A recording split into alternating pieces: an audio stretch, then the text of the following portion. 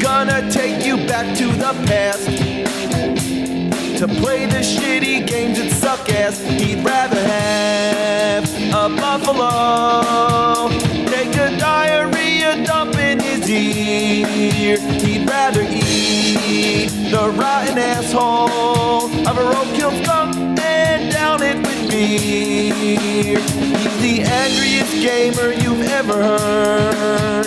He's the angry Nintendo nerd. He's the angry Atari Sega nerd. He's the angry video game nerd.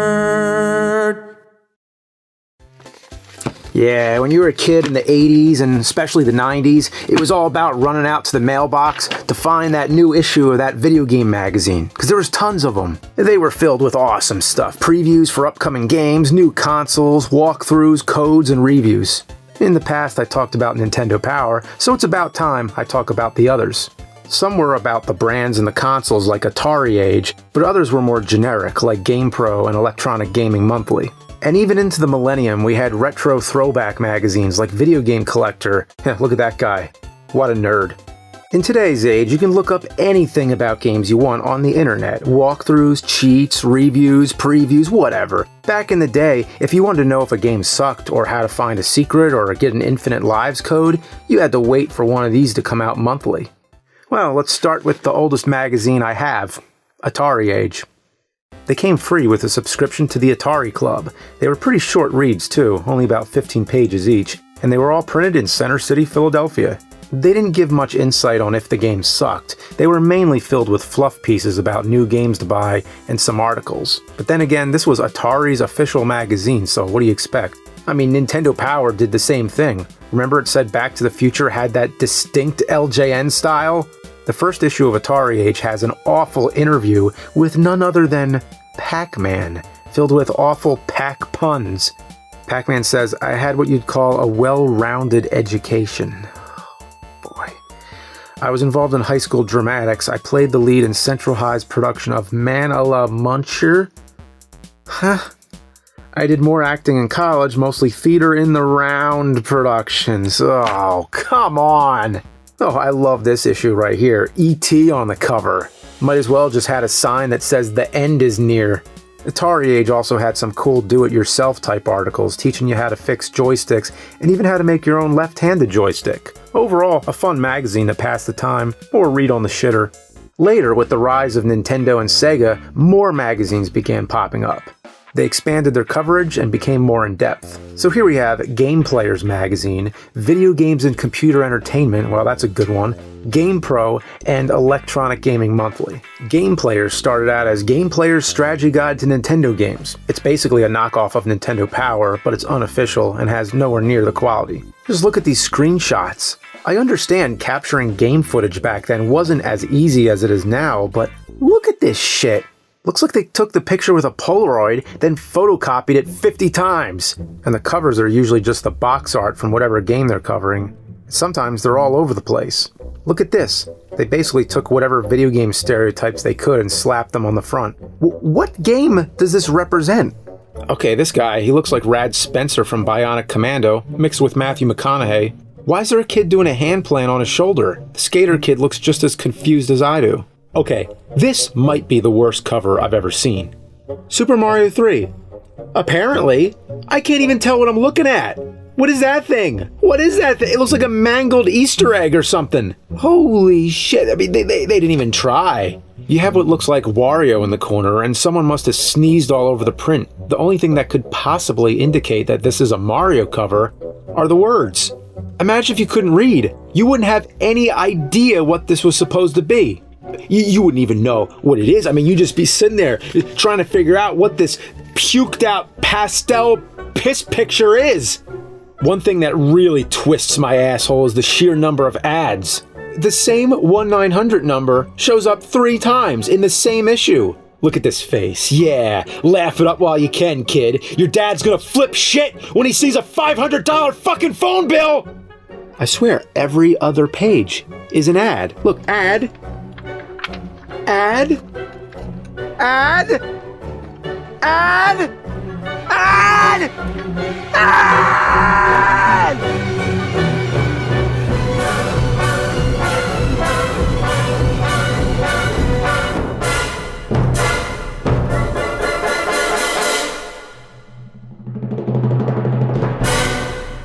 Look at this. A picture of burnt toast that's so big it takes up more than a page. I don't get it. I don't get it. The sad thing is I've reviewed most of the games advertised. There's ads for Hydlide, Super Hydlide, Street Fighter 2010, Silver Surfer, Tiger Electronics Simon's Quest, Tiger Electronic Ninja Gaiden, Kid Cool, The Power Glove, and even Bugs Bunny's Crazy Castle. The most frequent ads I've seen to come across are shitty joysticks. There's tons of them. Shitty joysticks, shitty joysticks, shitty joysticks everywhere. I don't get it. Was there something wrong with the controllers that came with the system? Oh, looky here, the U-Force. Are joysticks a thing of the past? I hope not, seeing as most of these ads are for joysticks. Are they trying to put themselves out of business? Not to mention, they all suck ass through a crazy straw. I like to call these shitty friend controllers because they were the controllers your shitty friend would make you use.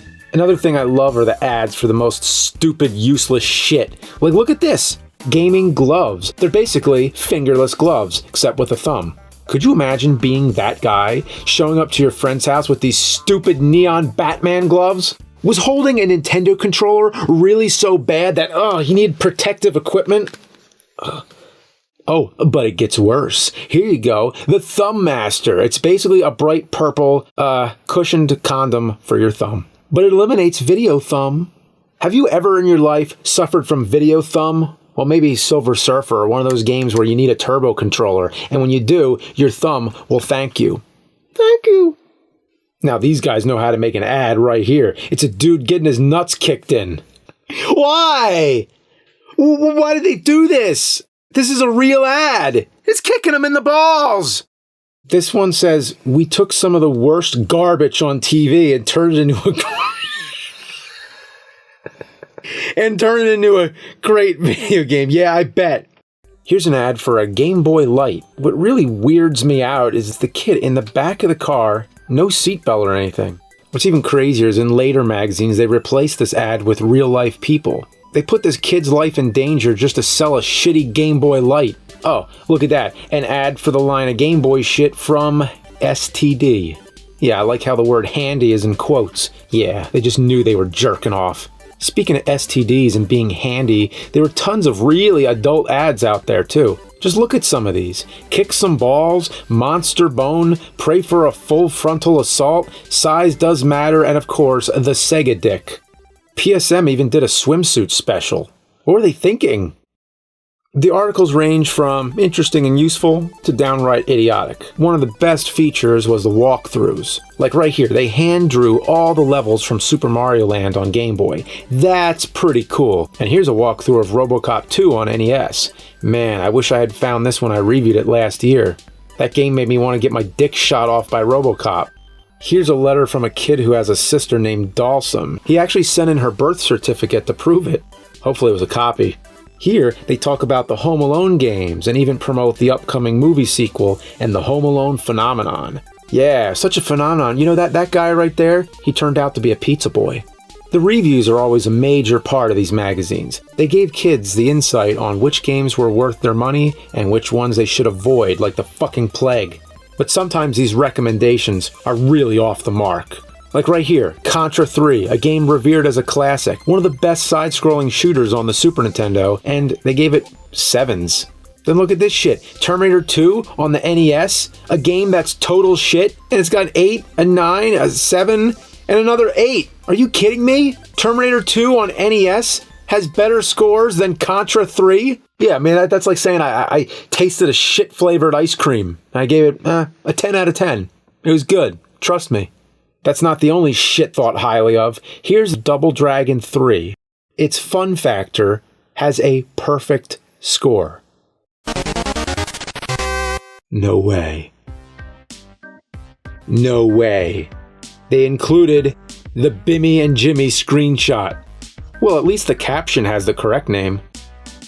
Believe it or not, there existed a magazine for the Amiga CD32. The crazy thing is that the magazine kept coming out long after they stopped making the system. And look at this, they gave Gloom a 92 out of 100? Thankfully, my CD32 is safely burning in hell where it belongs. Man, the memories. It's fun to read these, knowing how the technology evolved. They covered the breakthrough of laser discs, virtual reality, and all the new types of controllers. Here's this shitty Sega activator. Damn, this guy could give Keith Apicary a run for his money. A lot of these magazines came with technology, some being bundled with diskettes and demo CDs. For the April issues, GamePro would have a parody section, Lame Pro. This was fun to read. I love Bubonic the Blowfrog and his pal Snails. Yeah, it was stupid, but back then, it was just cool to see people in the gaming industry making fun of games. Here's a piece about the Ultimate Gamer. This guy's no joke. He makes my Nintendo suit look like a cheap Halloween costume. Here's the top 4 hot video game babes, and for the ladies, the top 4 hot video game hunks. The artwork was always great. Well, not always, but sometimes. Oh, and in this picture, this kid's holding a ninja star and whipping out a yo-yo right as he's about to be brutally murdered by a skeleton. Oh, and then check out this picture of Godzilla and kinda King Kong. And they're both really shiny for some reason. This picture, I don't know what is going on. It's just hideous. When it came to drawing Link, for some reason they always had a problem. Here he is on the cover of Nintendo Strategies, at least I think it's him. Oh, and this Link looks more like a villain than a hero. He's pretty scary. Zelda's just over there chilling with Aghanim. She doesn't even look like she wants to be saved. Yeah, she's probably horrified by Link's demon spawn face. This one's not so bad, but Link looks really pissed. And this one here, it's like Tim Allen playing Link. Here's some fan art. Some of it is really amazing, but some of it, as you can see, it's shit. And I know that's not nice because it's probably some young kid who drew it, but the kid's grown up now, so he can handle it's shit. Just flipping through these magazines is like opening up a time capsule. You just can't go wrong. So, let's end with a top 5. It's the Nerd's Top 5 Most 90s Moments in Gaming Magazines. Number 5. Crime Wave. Look at this scene. I mean, look at this. Okay, you have this guy screaming, and then you have this guy with these cool shades, and then this girl who looks like she's fallen asleep or something. Is this Dan from Street Fighter Alpha? There's this guy with a backwards hat wearing pajamas carrying a fucking gun, and then on the ground, there's all this money and guns and bullets and cocaine. Yeah, in the text, they're talking about drugs. It's cocaine in a gaming magazine. Number 4. This gang right here. You got this badass biker granny, this bow tie wearing nerd, this cool gamer kid, this punk ass mohawk motherfucker, and then this Valley Girl sitcom star, and then a bulldog with the same sunglasses as the kid, and it's all for a Pictionary game. Yeah, Pictionary. Number 3, an ad for Socks the Cat Rocks the Hill. You got Bill Clinton jamming on the sax and Socks the Cat coming out with this real badass looking grin. What the hell? And this is for a real game? Now that's 90s as fuck.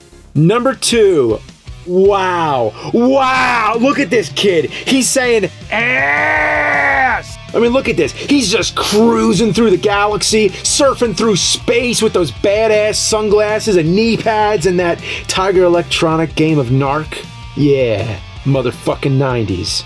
And at last, number 1. All these glorious goddamn mullets. Business in the front, party in the back. The iconic haircut of the decade. You want to look like a bad motherfucker that plays real hard, guzzles Jolt Cola, and watches nothing but MTV? You gotta roll 1090, my dude. That's 10% up front, 90 round back. Look at this Joe Cool sumbitch. That's a guy who knows all the tips and tricks. Yeah, motherfuck.